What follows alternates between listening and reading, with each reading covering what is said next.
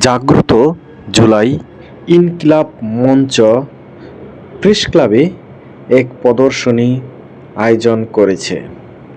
সেই প্রদর্শনীতে বিগত বছরগুলিতে ঘটে যাওয়া বিভিন্ন ঘটনা প্রবাহের খণ্ডচিত্র এখানে প্রদর্শন করা হয়েছে। এ সকল চিত্রের মাধ্যমে অতীতে যে সকল সরকার দেশ পরিচালনা করেছেন এবং এদেশের মানুষের উপরে যে জুলুম নির্যাতন করেছেন তারই প্রতীকী চিত্র হিসেবে এখানে ফুটিয়ে তোলা হয়েছে।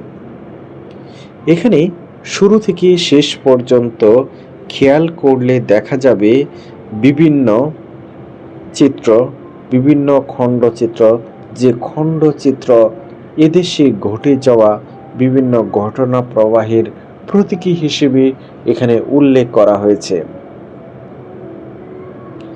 প্রথম থেকে শেষ পর্যন্ত বিভিন্ন চিত্র এবং কিছু মূর্তি অথবা কিছু প্রতীকী মানুষকে এখানে শুয়ে রাখা হয়েছে যারা নিহত হয়েছেন। এখানে বাংলাদেশের পতাকা এবং কফিন দেখা যাচ্ছে। বাংলাদেশ ঘটে যাওয়া বিডিআর বিদ্রোহের কিছু চিত্র এখানে তুলে ধরা হয়েছে। তারপরে আবার যদি একটু সামনের দিকে দেখা যায় সেখানেও দেখা যাবে একটি কফিন পড়ে আছে এবং তার একটু পরেই দেখা যাচ্ছে নির্বাচন কমিশনের ব্যালট বক্স। তারপরে দেখা যাচ্ছে যে বিভিন্ন খণ্ডচিত্র আয়নাগর।